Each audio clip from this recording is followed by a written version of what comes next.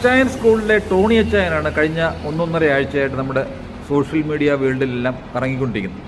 അച്ചായനെ business model, ഞാനിതിനെക്കുറിച്ച് പ്രതികരിക്കാൻ കുറച്ചൊന്ന് പഠിച്ചിട്ട് പ്രതികരിക്കാം എന്ന് പറഞ്ഞിരിക്കുകയായിരുന്നു. ശരിക്കും പറഞ്ഞാൽ 90% വരുന്ന കമൻറ്റുകളും അച്ചായനെ അനുകൂലിച്ചുകൊണ്ടുള്ളതാണ്. ഒരു 10% മാത്രമേ ഉള്ളൂ അദ്ദേഹത്തെ പ്രതികൂലിച്ചുകൊണ്ടുള്ള കമൻറ്റുകൾ പലപ്പോഴും സോഷ്യൽ മീഡിയയിൽ കാണുന്നത്.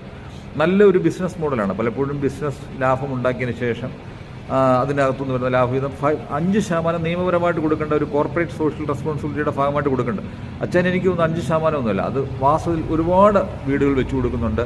ഒരുപാട് പെൺകുട്ടികളുടെ വിവാഹം നടക്കുവാൻ സാധിക്കുന്നുണ്ട്. ആരോരുമില്ലാതെ അശരണമായ ആൾക്കാർക്ക് ചികിത്സയ്ക്ക് വേണ്ടി കൊടുക്കുന്നുണ്ട്. അവർ മറ്റ് ഒരുപാട് ഹെൽപ്പുകൾ അദ്ദേഹം ചെയ്യുന്നു. പക്ഷേ അതെല്ലാം വീഡിയോ ചെയ്ത് ഷൂട്ട് ചെയ്തിടുന്നുണ്ട്.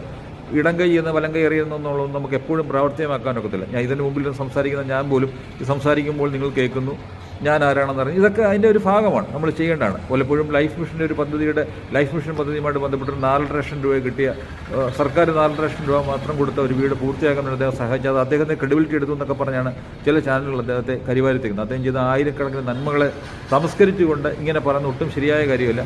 ഇത്തരം ബിസിനസ്സുകാരൊക്കെ ഇല്ലാതായി കഴിഞ്ഞാൽ നമ്മൾ വാസ്തവത്തിൽ നമുക്കെല്ലാവർക്കും ഇത് ബാധിക്കും. കാര്യം എന്ന് പറഞ്ഞാൽ നമുക്ക് ഒരു രോഗം വന്നു കഴിഞ്ഞാൽ ചിലപ്പോൾ ഒരു ഇഞ്ചക്ഷൻ എടുക്കണമെങ്കിൽ 7 ലക്ഷം രൂപ വേണം. നമ്മളത് കണ്ടിട്ടുണ്ട്. ഒരു സാധാരണക്കാരനെ കൊണ്ടൊന്നും കൂട്ടിയാൽ കൂടുതൽ. അപ്പോൾ ഇങ്ങനെയുള്ള ബിസിനസ്സുകാരാണ് നമ്മുടെ സമൂഹത്തിൽ കൂടുതൽ നല്ല കാര്യങ്ങൾ ചെയ്തുകൊണ്ട്. ഇത് നല്ല ബിസിനസ് മോഡലാണ്. അദ്ദേഹത്തിന് ബിസിനസ് പ്രൊമോട്ട് ചെയ്യുന്നുണ്ട്. അദ്ദേഹം ഇങ്ങനെയുള്ള കാര്യങ്ങൾ ചെയ്യുമ്പോൾ ഒന്ന് വീഡിയോ ചെയ്തിടുന്നുണ്ട്. അത് മറ്റുള്ളവർക്കൊരു മോട്ടിവേഷനാണ്. അദ്ദേഹത്തിൻ്റെ മോട്ടീവ് എന്താണെന്ന് അറിയില്ല. അതൊക്കെ ദൈവമാണ് വിലയിരുത്തുന്നത് ഓരോരുത്തരും ചെയ്യുന്ന കാര്യങ്ങളെക്കുറിച്ച്. പക്ഷേ ഇത്തരം കാര്യങ്ങൾ സമൂഹത്തിൽ ആരോരുമില്ലാത്തവരെ സഹായിക്കുന്നത് നല്ലൊരു കാര്യമാണ്. ഇത്തരം ബിസിനസ് സംരംഭങ്ങളല്ല, ഇതിൻ്റെ പിന്നിൽ ചിലപ്പോൾ ഇദ്ദേഹത്തിനോട് റൈവലറി ഉള്ള ഏതോ ബിസിനസ്സുകാരാണ് ഇങ്ങനെയുള്ള സോഷ്യൽ മീഡിയയിൽ കൂടി ഇതൊക്കെ പൊക്കെടുത്തുകൊണ്ടിരുന്നത്. ഇത് സാധാരണ ഞാൻ ചിന്തിക്കുന്നത് പോലെ ഒന്നുമല്ല. ഇവർ തമ്മിലുള്ള റൈവലറി, അപ്പോൾ ആ റൈവലറി എന്നുണ്ടായതായിരിക്കും ഇങ്ങനെയൊക്കെ ഓരോ ചാനലുകളെ ഉപയോഗിച്ചുകൊണ്ട് അദ്ദേഹത്തെ കരിവാരി തേക്കാൻ ഉപയോഗിക്കുന്നത്. ഒരു സ്ത്രീ ശബ്ദം ഉപയോഗിച്ചുകൊണ്ട് അദ്ദേഹത്തിൻ്റെ സൗണ്ട് മിമിക്കുകൊണ്ട് ഒരു സ്ത്രീയുമായിട്ട് കൊഞ്ചിക്കൊഴിയുന്ന ശബ്ദം വരെ കേട്ടിട്ടാണ് ഞാൻ ഈ വീഡിയോ ചെയ്യുന്നത്.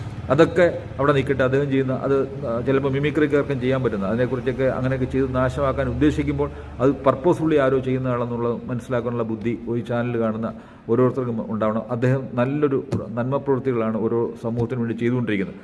അദ്ദേഹത്തെ പോലുള്ളവരെ നമ്മൾ കരിവാരി തേച്ച് കഴിഞ്ഞാൽ നമുക്ക് നാളെ നമുക്ക് ആർക്കും ഇങ്ങനെ ഹെൽപ്പ് കിട്ടത്തില്ല. അനേകം ബിസിനസ്സുകാരിങ്ങനെ മുന്നോട്ട് വരട്ടെ, അവരുടെ അഡ്വർടൈസ്മെൻറ്റ് അതിൽ കൂടെ ആവട്ടെ. അതാണ് ഞാൻ പറയുന്നത്. ശരിക്കും പറഞ്ഞാൽ നമ്മൾ അദ്ദേഹത്തെയൊക്കെ സപ്പോർട്ട് ചെയ്യുക. അദ്ദേഹത്തെ സോഷ്യൽ മീഡിയയിൽ കൂടെ ഒക്കെ നമ്മൾ വാക്കുകൊണ്ടും നാക്കുകൊണ്ടും ഒക്കെ അദ്ദേഹത്താണ്. അദ്ദേഹം പ്രവർത്തനങ്ങളെല്ലാം നിർത്തുന്നു എന്നൊക്കെ പറഞ്ഞു. ഒരു 10 ലക്ഷം രൂപ കൊടുത്തതിന് ശേഷം ഈ പ്രവർത്തനങ്ങൾ ഞാൻ എന്നേക്കുമായിട്ട് നിർത്തുന്നു എന്നൊക്കെ പറഞ്ഞപ്പോൾ വളരെ സങ്കടം തോന്നി.